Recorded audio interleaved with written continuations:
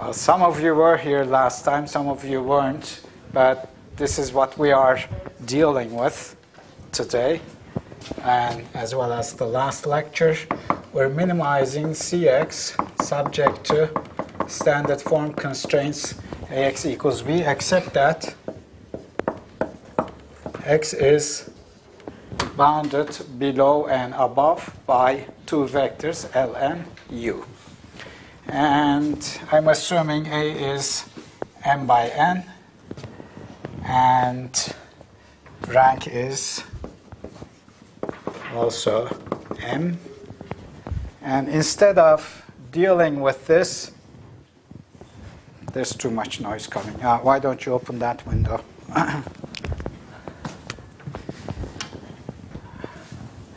If you wanted to put this problem in the form of x greater than or equal to 0, then you can get rid of one of the bounds, for example, L, by making a change of variables. X, say, substitute x prime equals x minus L, in which case, of course, x less than or equal to u, or u prime, the new version, will not be gotten rid of, so you have to expand the basis. So instead of doing that, we're going to deal with compact basis,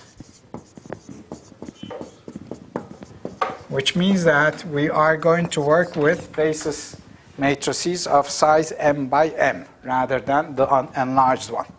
If you did not follow what I'm talking about right now, the last 1 minute, then you should make sure that you understand that, because that was covered already in the last lecture, and some of you don't seem to be really making the connections.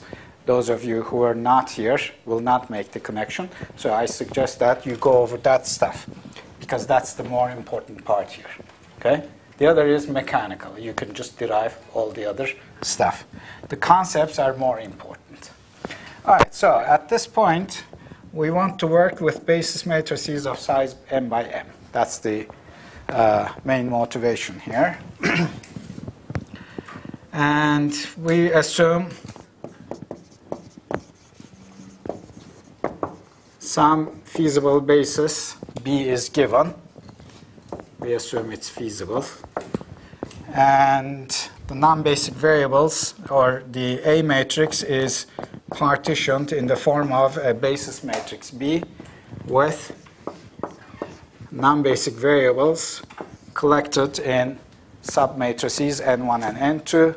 n1 corresponds to those variables whose columns, or those columns whose variables are set equal to the lower bounds, and n2 corresponds to the set of columns of the A matrix whose variables are set equal to the upper bounds. And X is partitioned in the same way. So the current basic feasible solution is obtained by taking the variables associated with n1 equal to their lower bounds, and the variables associated with n2 equal to their upper bounds. And finally, xb is obtained by simply solving the system Ax equals b by moving the variables that are set equal to lower or upper bounds to the right side. And once you do that, you're multiplying by b inverse the converted right side.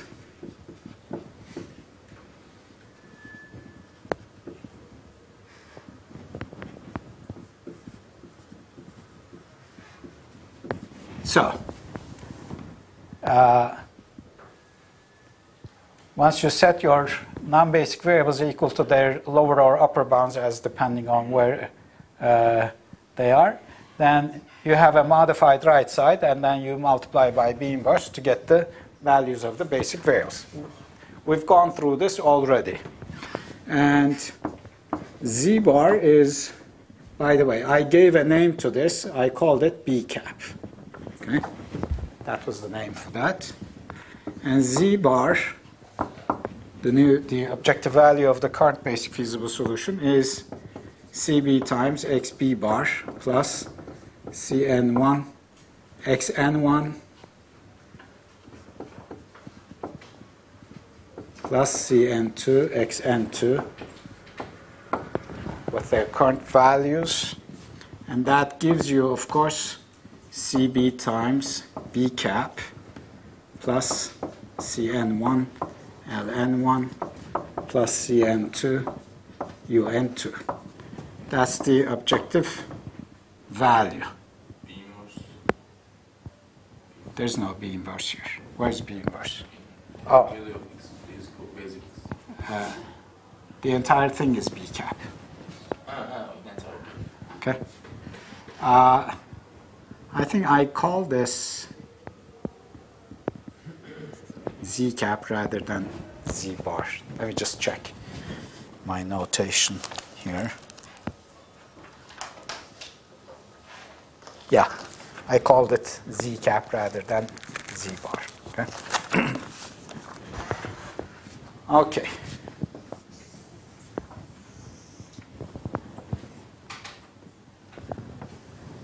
So that's our current basic feasible solution and its objective value. So the next question was, how do we improve this if we are able to do that? And of course, if there's no improvement possible, we stop with the optimal solution. Okay. So let me continue here. Let me just continue here.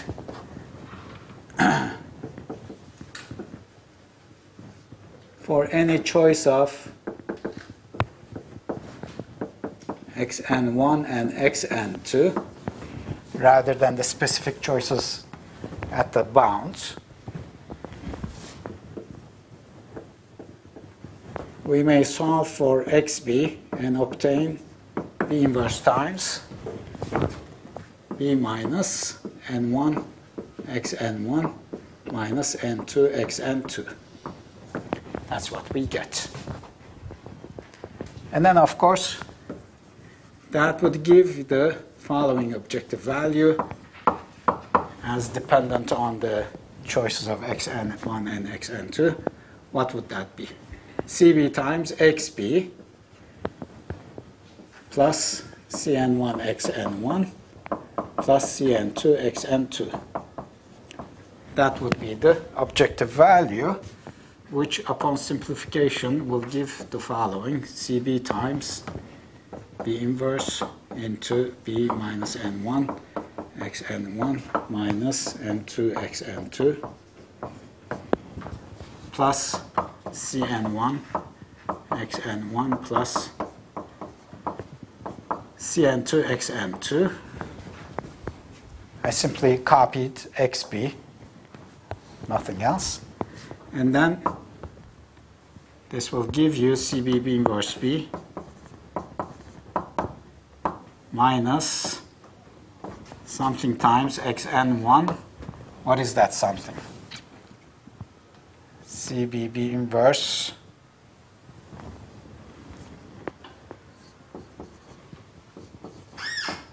n1 minus Cn1. That's the multiplier for xn1 minus CB B inverse n2 minus Cn2 times xn2.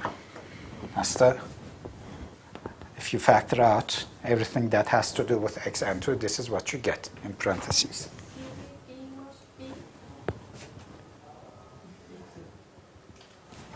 This one? Yes. This is CB B inverse B. Yes. Thank you. That's CB B inverse B. Okay. So we defined the reduced cost vectors accordingly. R n1 is what you see here, CB B inverse n1 minus Cn1. Similarly, R n2 equals CB B inverse n2 minus Cn2. This is the usual definition of reduced cost, or nothing new here. It's all the same.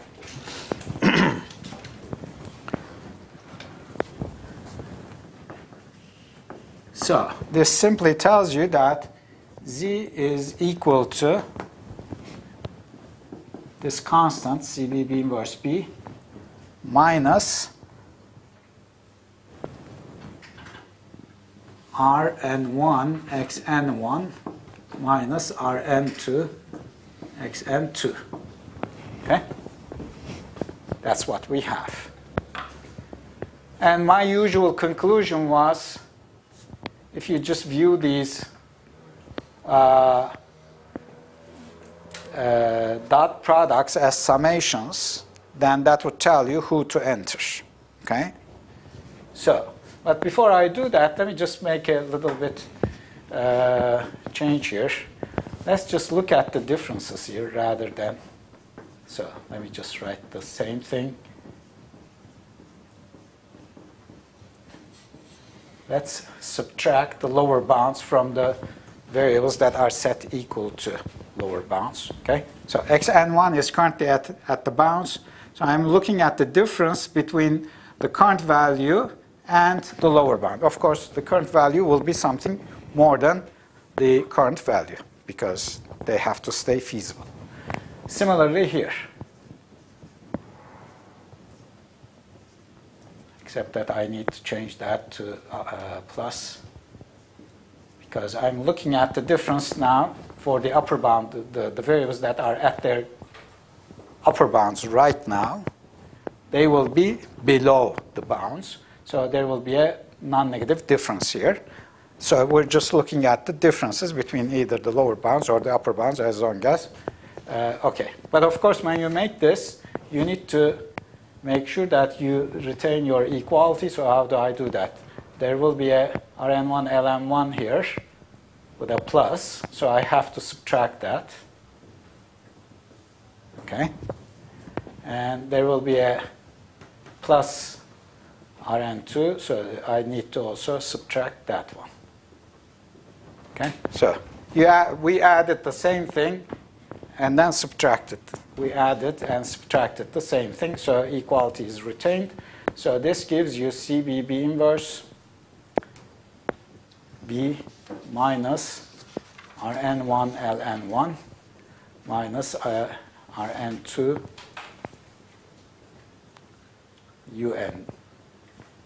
Un2. I'm just taking these to the front.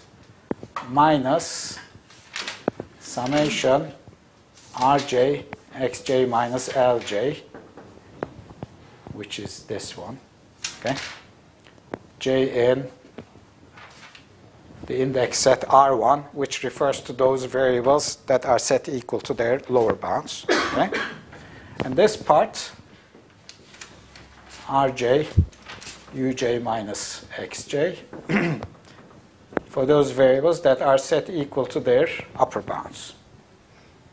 Now, how much is this, do you think? This is something that we did not do last time. I just gave an argument based on that. Nevertheless, this is, I think, more insightful. How much is that? Z bar. Z cap, yes. It is Z cap. Why is it that? Because, well, let's just work it out. This will be CBB inverse N1 minus Cn1, right?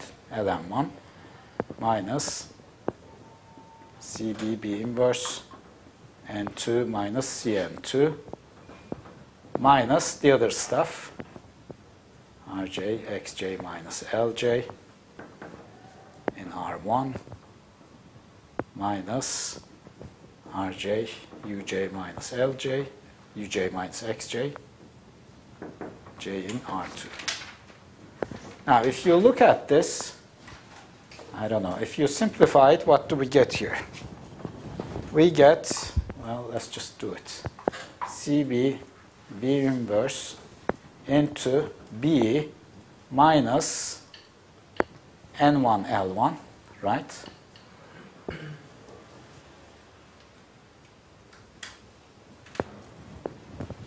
And then from here, we get, there's something missing here. What is that? This is UN2. UN2, sorry. Yeah. From here, CB beam inverse into N2 UN2.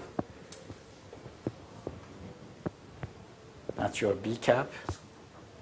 Is it? It's supposed to be. Yeah, it is B cap. And then I also have CN1 LN1. And I also have, what do I have? CN2 LN2. Plus all the stuff here, which is simply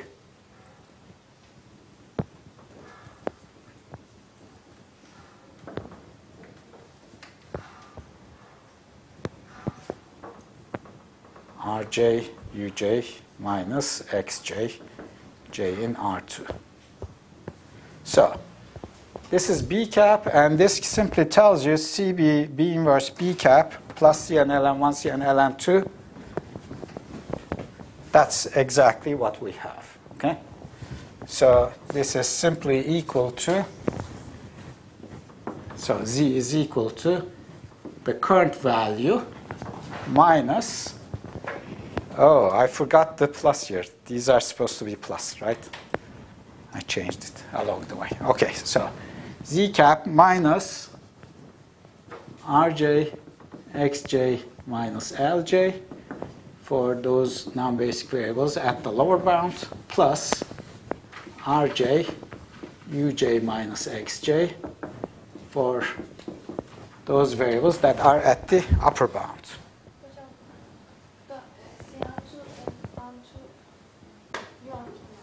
Where? That's U2, yeah. If you go too fast, that's what happens. When I was 27 years old, I was teaching at Georgia Tech. That was the first time I started teaching. Fresh PhD, you know, started teaching. And then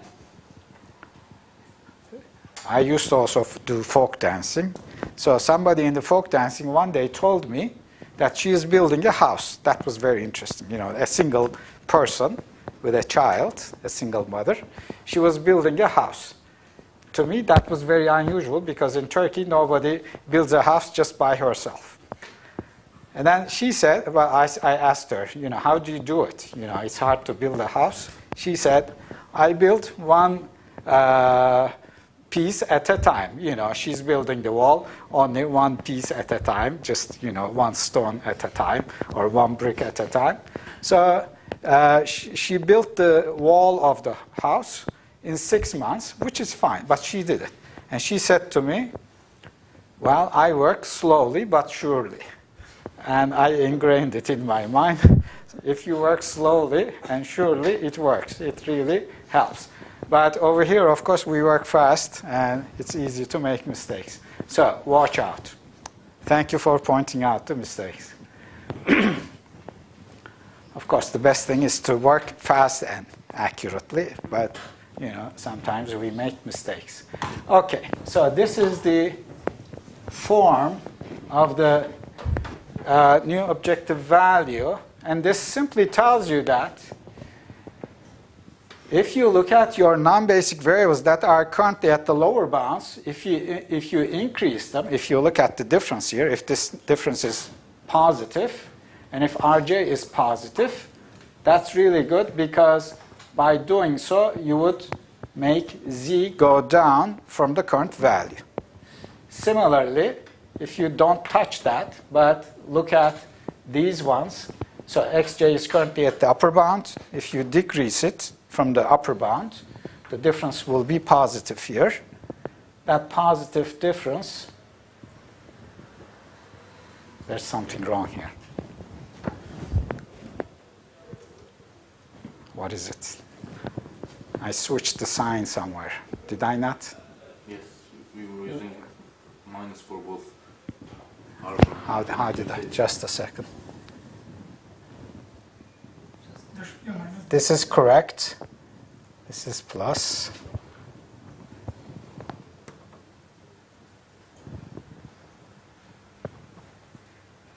Oh, okay. So, definitely, yeah. This is correct. Nothing is wrong.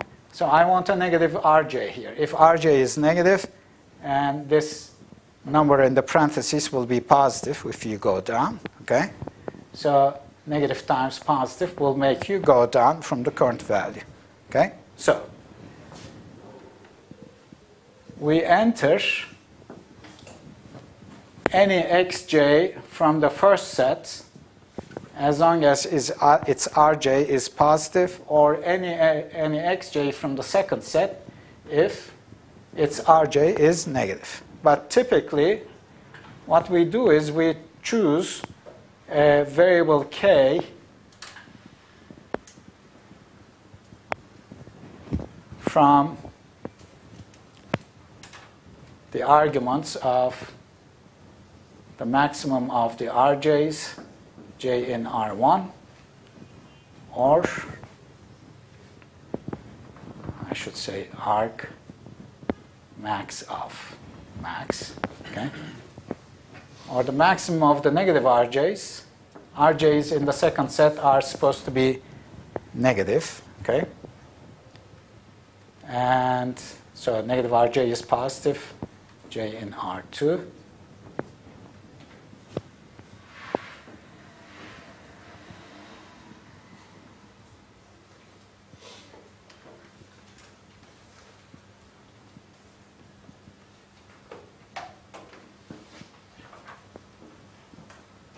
If the optimality criterion is not satisfied.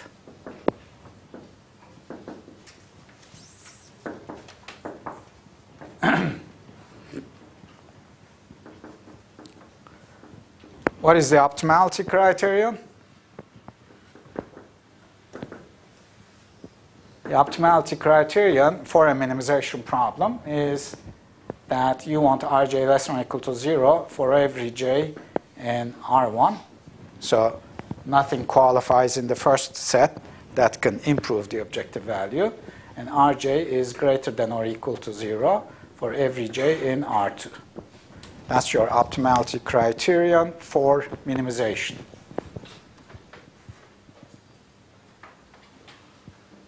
So if this is not the case, then somebody in R1 will have rj positive, in which case, of course, you look at the maximum such, or somebody in the other one will have negative, in which case you're looking at the negative. So as long as the maximum of the two max here is less than or equal to 0, your optimality criterion is satisfied. If one of them is positive, then k will be a variable to enter.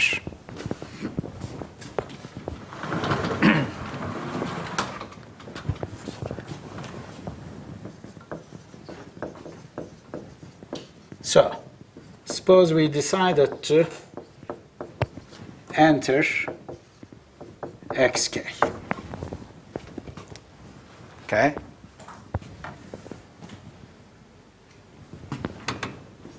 So there are two cases here. Case 1, xk is currently at the lower bound.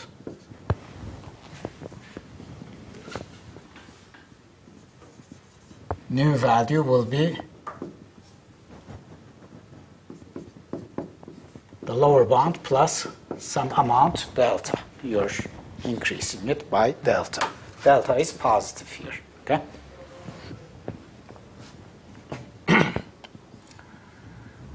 All right. All xj in R1 other than k are still at their lower bounds. And all xj in the second set are still at their upper bounds. So you allow only one non-basic variable to become basic. Okay? In this case, xk will become basic. The other ones are still non-basic. So all of these other than k are still non-basic. The current basic variables are affected in what way?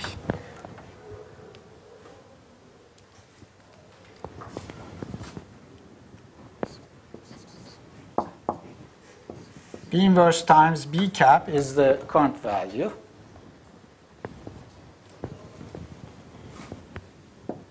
Minus yk times delta, the increase upwards from the lower bound, is how it is going to affect your xb, where yk is how much? B inverse times ak, okay? As usual. Do you agree with me?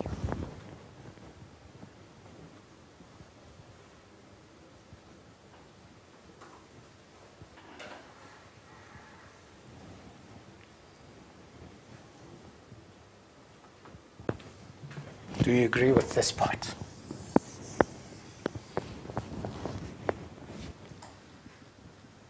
Well, let's look. So, let's just check, because I need to make sure that we're doing it correctly. What do we have? We have bxp plus bxn1, not bn1x1, xn1 plus n2 xn2 equals b. That's the kind of equations we have.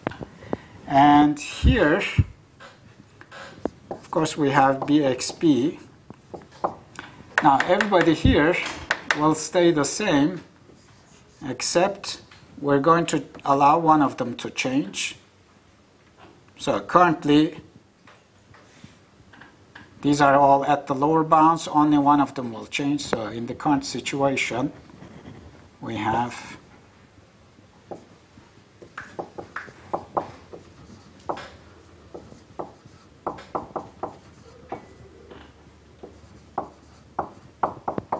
this, except that, for example, from here, some variable will enter, so it will be lm plus whatever, the lower bound, plus delta. Okay? So that plus delta will pick up the appropriate column here. And of course, you take it then to the left, to the right side, then multiply it by B inverse. So this is correct. This looks quite correct. Okay? I'm not going to go through all the details, but only one column is affected, and obviously that's the situation. All right. So with that, we need to decide who will become non-basic.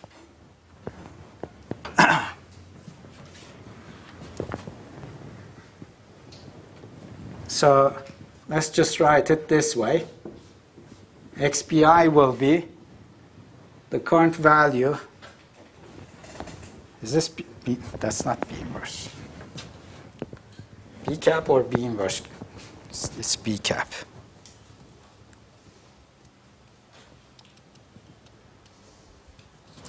This is already B cap, sorry. That's already B cap. Okay.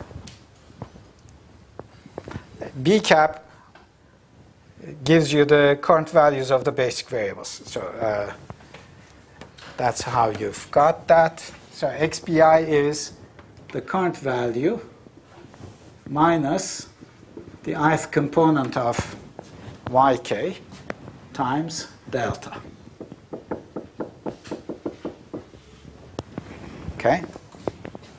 Now, when you look at this, when delta is going up from 0, depending on the sign of yik, things will either go down or up, or may stay the same if yik happens to be 0. Okay? So, which ones are the candidates? Let's just partition the index set 1 through m into 3 parts. Say, let's just call this I. Okay? Let's take I plus to be the set of indices I in I such that yik is positive. I minus set of I for which yik is negative, and I sub 0 set of I such that yik is equal to 0. Now, for those I coming from the first set, I plus set, what happens here? What kind of a change do I have? Well, yik is positive, delta is positive. Obviously, the variable is going down then from the current value. So these are the variables that may hit their lower bounds. Okay? So this gives you candidates to hit the lower bound because they are going down. The ones here will be increasing upwards from the current value, so they may hit upper bound. The ones here, they don't change, so we don't do anything about them. Okay? No change. The old value is still between the bounds by assumption, so we don't do anything with them. Okay.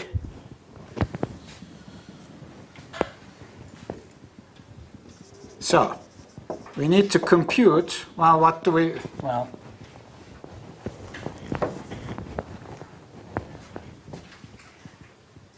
we want bi minus yik delta to be greater than or equal to the lower bound associated with the ith basic variable for those I in I plus.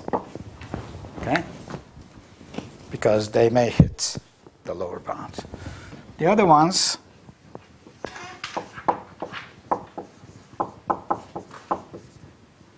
we want the new value to be less than or equal to the upper bound for I in I minus. Okay? So, the first set of inequalities associated with I plus, if you solve for delta, let's call it gamma 1.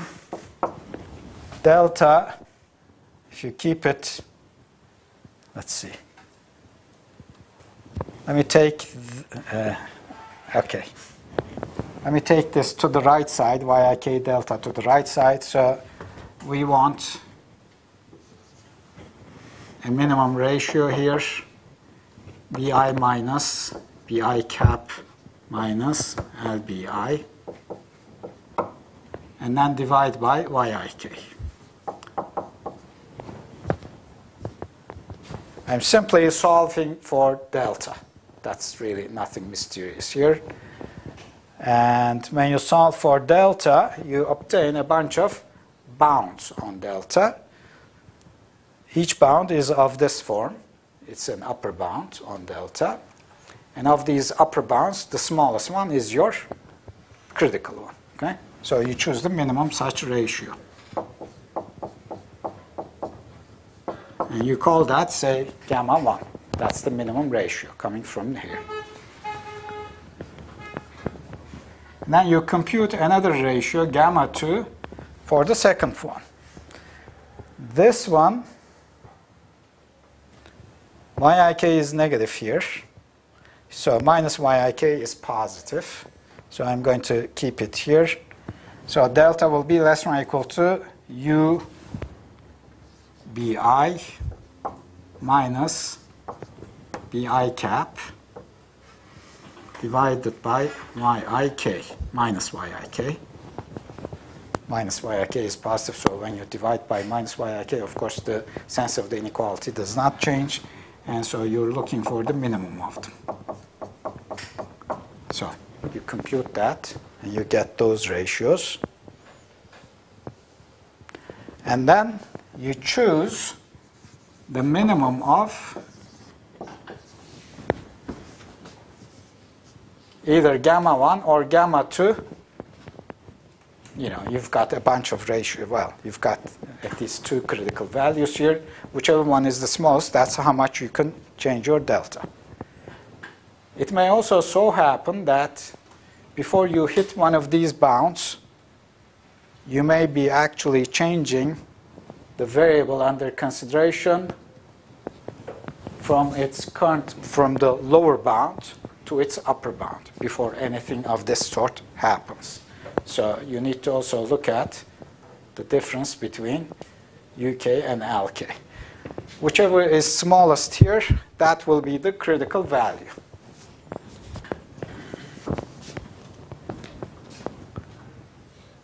So you're looking, so let's call that gamma.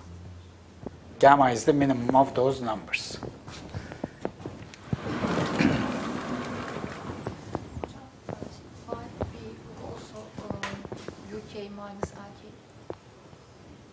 Why we are looking at UK minus LK? The reason is the following. Okay, here are the possibilities. You're trying to increase xk, the entering variable, from its current value, which is at the lower bound, to something more than the lower bound. Okay? And delta is the amount by which you move from the lower bound. So when you start increasing it, you get a reduction in the objective value. So you want to increase it as much as you are permitted by the feasibility conditions. Okay? When you start increasing it, one of 3 things could happen. Number 1, some basic variable may go down sufficiently to hit the lower bound. That's the case when gamma 1 is smaller than gamma 2. Okay? Number 2 possibility, some basic variable may start increasing and finally hit its own upper bound. That's the second possibility when gamma 2 is smaller than gamma 1. Okay? But the third possibility is before any of the basic variables can hit their either lower or upper bound, delta is actually delta changes from delta is large enough to make the new variable hit the upper bound. That's the third possibility. Okay? Does that make sense? Well, of course, that's so you're trying to increase it, but before anything happens with the current set of basic variables, you actually move from the lower bound to the upper bound. So in the last case, of course, if this is the case, your current non-basic variable, which is xk, currently it's non-basic, it will be also non-basic in the new solution, but it used to be in the lower bound. Now it will be at the upper bound. Okay? So here are the possibilities.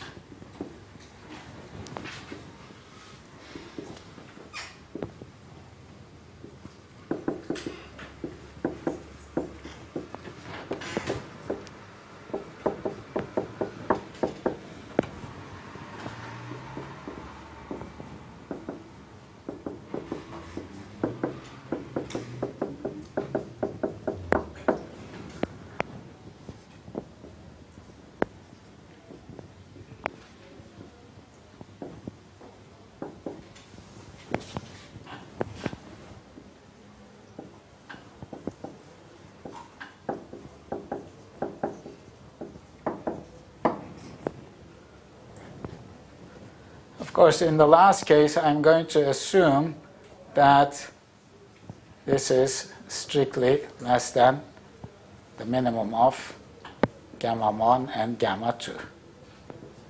So if UK minus LK is less than the minimum of gamma 1 and gamma 2, then XK simply switches from lower bound to upper bound before any of the basic variables can become non-basic. Okay?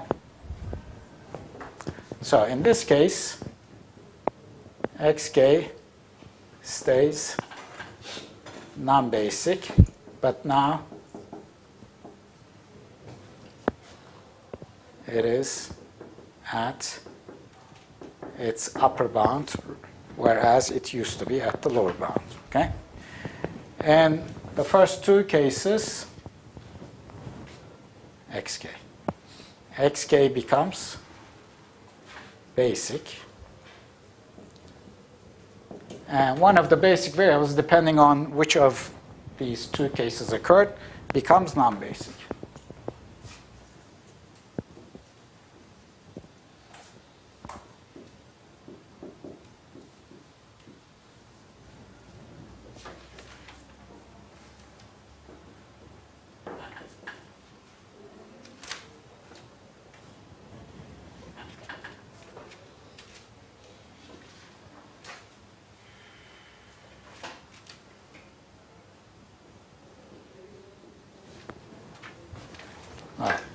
Some XBI becomes non-basic. Okay? So let's elaborate on that.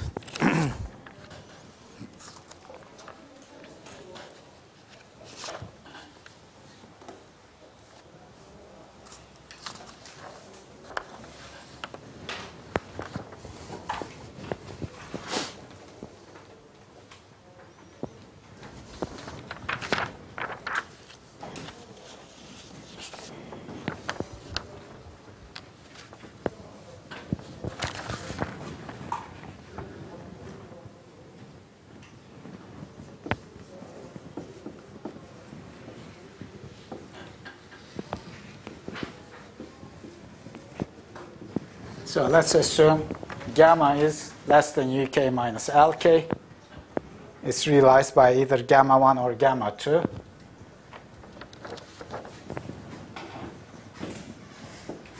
And we update the variables.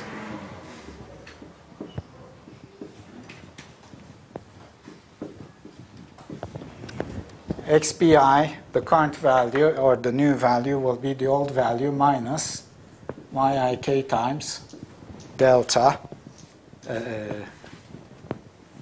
gamma. Gamma will be the new value you assign to delta. So gamma is the minimum ratio here. Okay? And that's going to be the new value of XK. And that's how it affects the old variables. This is, of course, true for every I other than the ratio that gives you the minimum.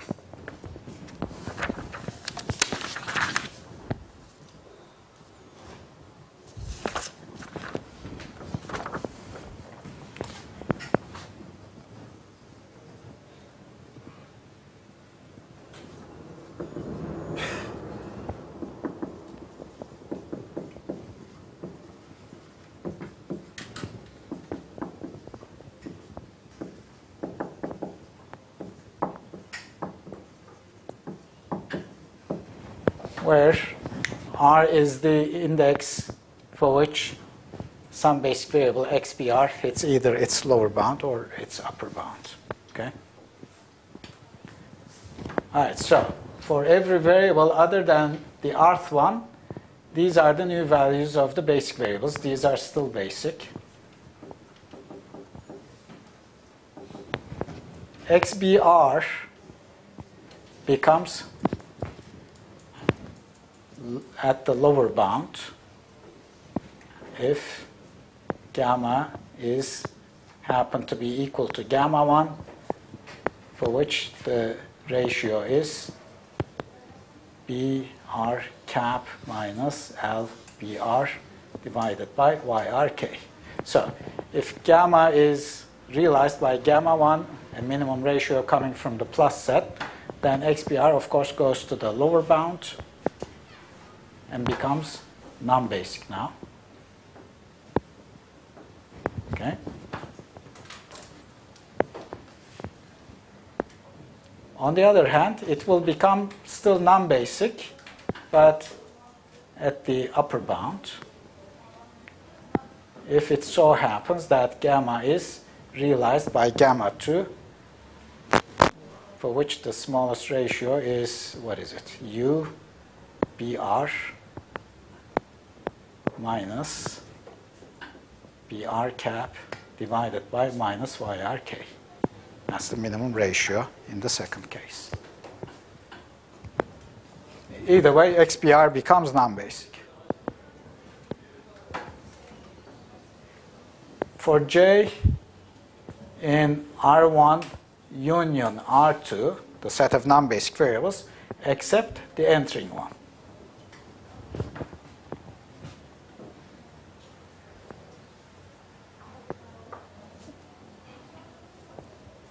In that case, xj is still at the lower bound for j in R1 other than k, and xj is at the upper bound for j in R2 other than k. There's only one variable that remained. These are still non-basic.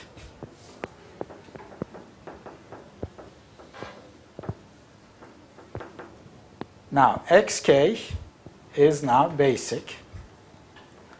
You entered it, and it actually will be basic. How much is it?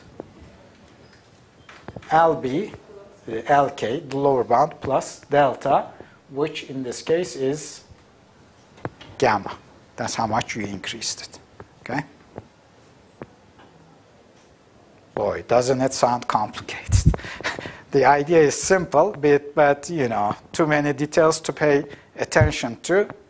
Other than that, there's really nothing difficult about it. Okay? We haven't.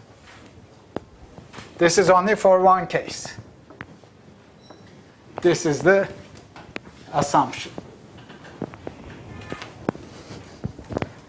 Okay, so let's take a 10-minute break. Then for the remaining cases, it will be similar. So we'll just write it down, okay?